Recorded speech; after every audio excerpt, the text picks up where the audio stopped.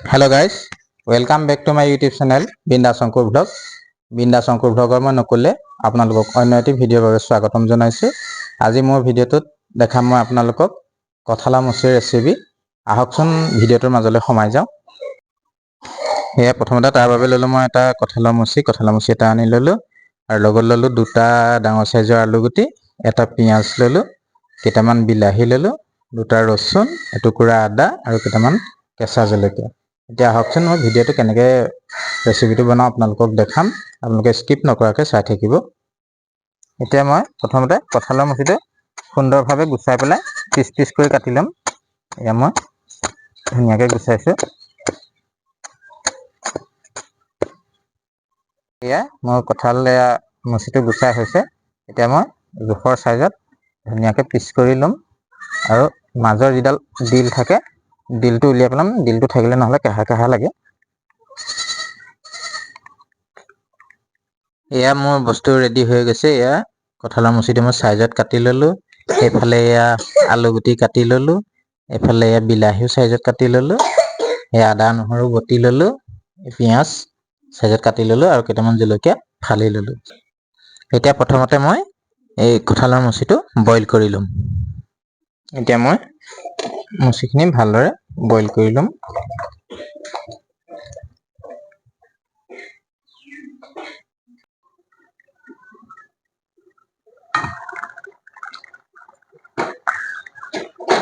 এয়া কঁঠালৰ মুচি বইল হৈ গৈছে। এতিয়া মই কঁঠালৰ মুচিটো পানীৰ পৰা টুকি লম।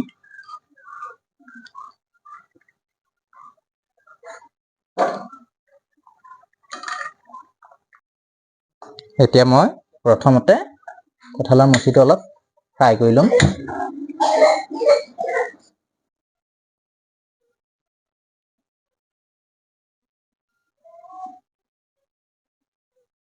মই তেল দি ললো। এতিয়া মই পিঁয়াজটো দি ললো। এতিয়া মই ইয়াতে কঁঠালৰ মুচিটো যিটো বইল কৰি থৈছিলে সেইটো অকণমান দেৰি ফ্ৰাই কৰি লম।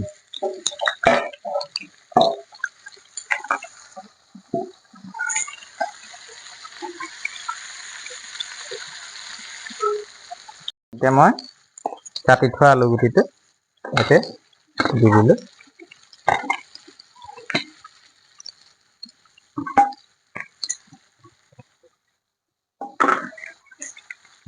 এতিয়া মই জোখ পৰিমাণে ইয়াতে নিমখ আৰু হালধিটো দিম।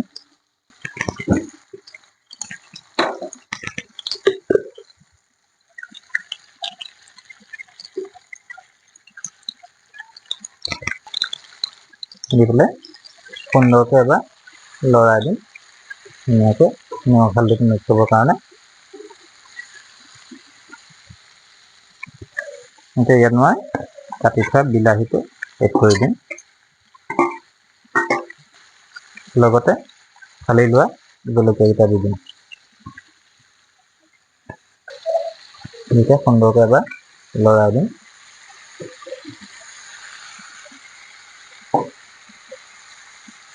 এতিয়া আলুটো সিজিবৰ বাবে মই ইয়াতে অকণমান পানী দি দিম জোখ পৰিমাণে। দি পেলাই সুন্দৰকৈ এনেকৈ লৰাই এবাৰ এতিয়া মই ঢাকনাটো লগাই দিম।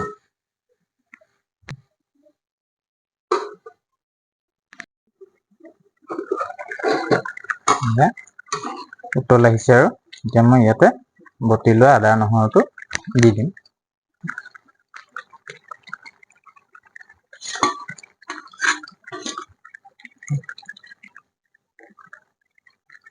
দি পেলাই এবাৰ সুন্দৰকৈ মই লৰাই দিলোঁ। দি অলপ দেৰি সিজিবৰ বাবে মই ঢাকনাটো লগাই দিম।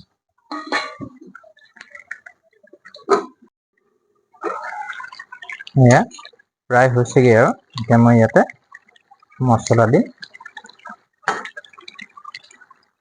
এয়া মিট মছলা,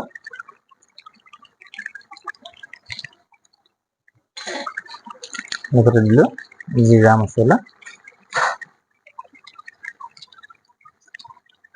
গৰম মছলাটো মই নমাবৰ সময়ত দিম। দি পেলাই ইয়াক সুন্দৰকৈ লৰাই দিলোঁ। এতিয়া মই ইয়াতে গৰম মছলাটো দি দিম।